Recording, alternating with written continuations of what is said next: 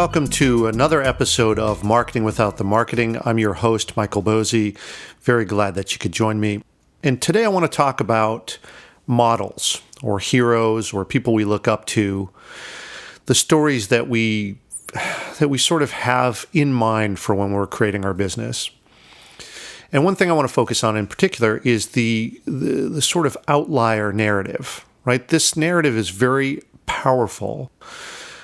We love the culture of that sort of lone wolf or, the person who on their own succeeded against immeasurable odds and emerged victorious, right?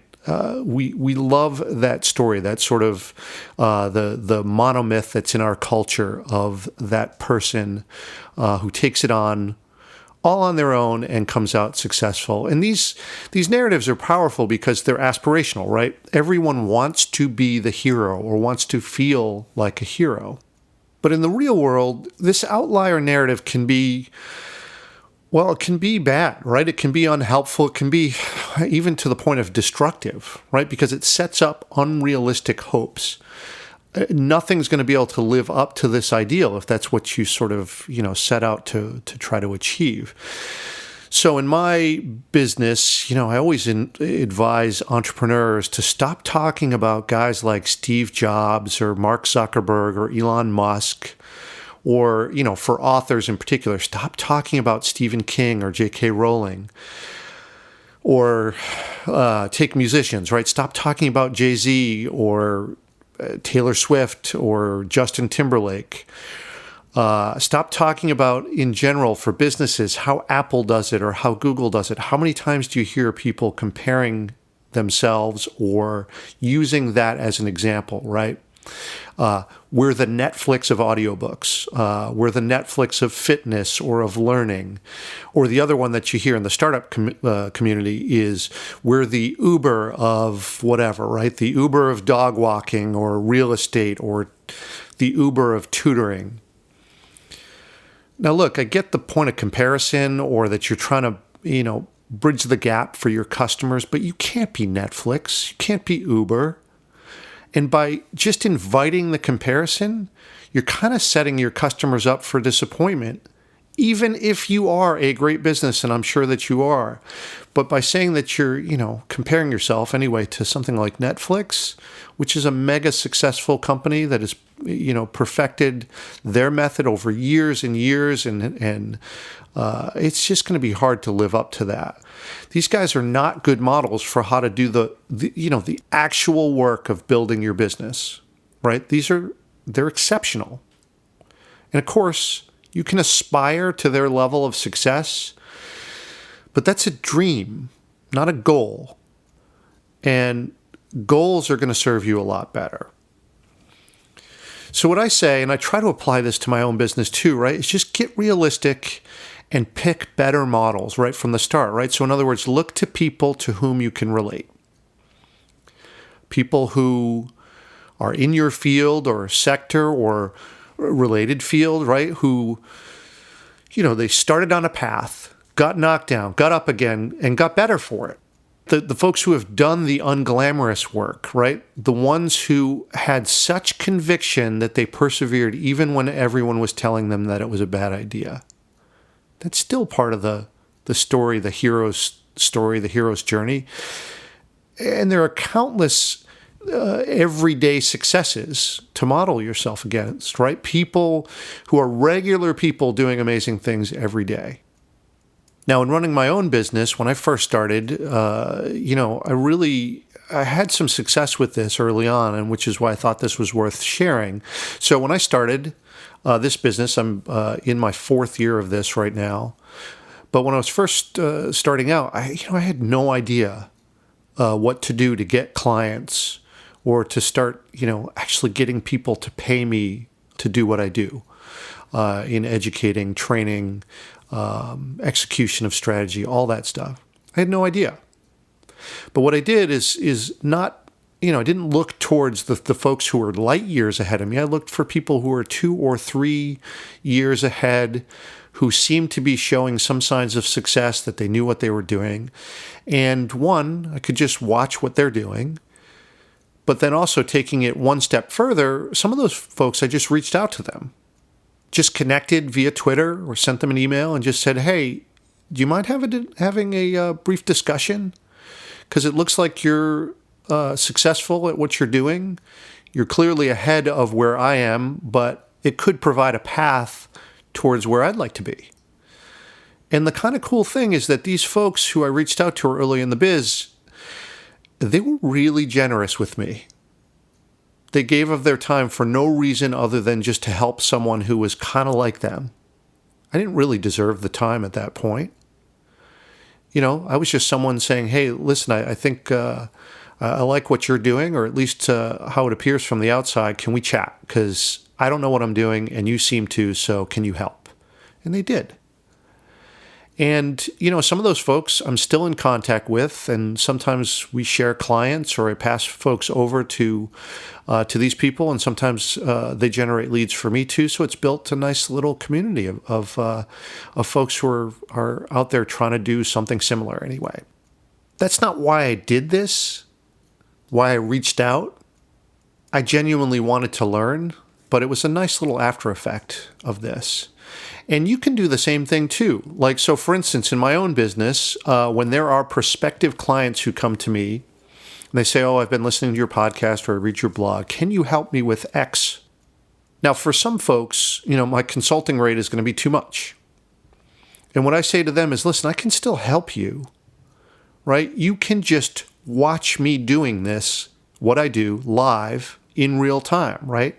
I'm doing the same things that I teach every day, not just through this podcast, but just watch how I interact on Twitter, for instance, or my email, my mailing list, or my free downloads on my site. All these things are tactics built around a strategy, and you can just watch what I do.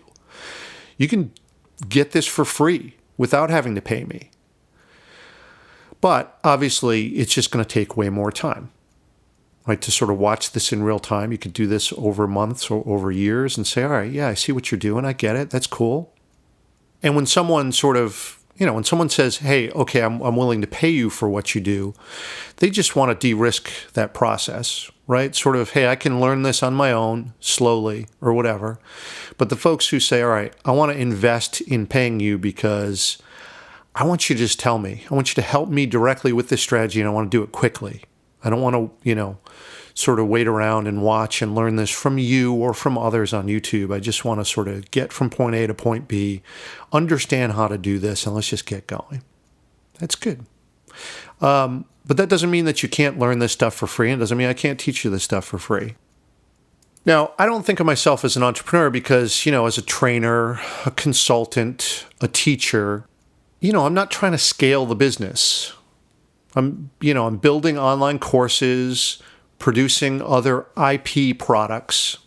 That allows me to replicate myself in a way. But there are two different goals, I think, in running a business, right? You either want to be a small business or you're in it for entrepreneurship. And to me, the difference is scale, right? How fast do you want to grow? Now, everyone wants to grow their business. And, I've been lucky enough to do that every year. That's awesome. Very proud of that. But I'm not seeking what you'd call hockey stick growth.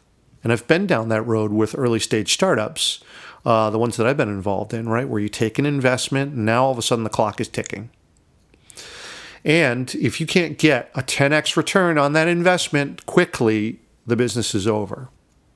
Now that may sound harsh, but look, if you took investment, your investors are not interested sort of in anything beyond that, right? They're not going to be patient. And you can resent that if you want, but you took the deal and that's their job. So take a look at your own business. I mean, do you need astronomical hockey stick growth? Or would you be happier if your business grows year over year, or that it grows while at the same time you're able to remove yourself from the business little by little, right? Hiring out or delegating more and more. I mean, that sounds more achievable, right, than, becoming the next Jeff Bezos, for instance. I mean, Bezos with Amazon took a loss for 10 years before Amazon became profitable. I mean, do you have that kind of patience? And also, not to mention that his business is all about taking pennies in margin over, the span of an unprecedented scale. Does that kind of business sound interesting to you? I mean, maybe it does. Maybe you're truly an entrepreneur. I mean, that's cool. It doesn't sound that interesting to me, though, just because, I want to make an impact person to person, helping people get better at what they do. I'm more of a teacher or a trainer by nature. It's what I love to do.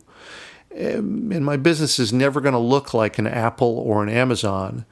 And that comparison just doesn't do me any good, right? Here it is. I mean, I just believe that we can do the right thing and still be successful. Now, if you've been a long-time listener of this podcast, you hear this from me all the time, right? Business does not need to be ruthless. The pinching suppliers like an Amazon or Walmart, or extracting every last bit of value from your customers like the airline industry or telecom companies. It should be about service, right? You exist to serve. I exist to serve. What can you do to provide immense value to someone, to help them solve a problem, inspire them to take an action, to educate them so they acquire a new skill? And that's a good starting point, right? If you can do that, great. And hey, that might even scale. It might actually be an entrepreneurial venture, not just small business. And for me, I mean, guys like Seth Godin, Gary Vaynerchuk, I mean, these guys are great examples of doing this, right? Where their goal was to educate and then turn that into services and products. But don't start with those guys. As much as I admire those two and others for the work they do, the way they got there, I mean, it's really unrealistic to think that I'll ever be at that level. And I'm fine with that, right? It doesn't do me any good to look at them as the model. Instead, again, even at this point, a few years into my biz, I'm still looking at people who are a few years ahead of me and just watching what they do. How did they grow? How did they get from where I am today to the next level a few years out? And it doesn't have to be this amazing, super fast growth. It just has to be growing year over year and fulfilling as a business. If I'm doing what I really love to do, teaching people, training people, helping them get new skills so that they can do their business better, I mean, that's good. That's good for me. I like doing that. And I think that's good advice for anyone. So for you, who can you look to? Who's a few years out from where you stand, wherever you are in your business, whether you're just starting, whether you're a few years in like I am, or you're 10 years in? Who's at the next level? Because that's the person to look to. That's the business to look to. And just watch what they're doing. See how they're interacting, how they're producing things.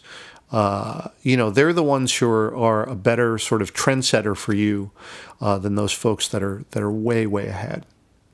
So I hope that this gives you something to think about just in terms of your own biz, and I hope that you actually find this to be helpful. It certainly helped me, and that's why I wanted to share it. But I'll stop there, and I think next up, what I'd like to do, I've just been talking a lot about not just SEO, but reuse of content. Did a couple episodes on syndicating content, but that's where I'd like to go next. I'm sort of designing a new series on reuse or repurposing of content, which is really critical to content strategy. So if you want to be notified about that, just hit subscribe on my site in the show notes, and I'll look forward to laying that all out for you. All right, as always, thank you. Appreciate the attention, and we'll see you next week.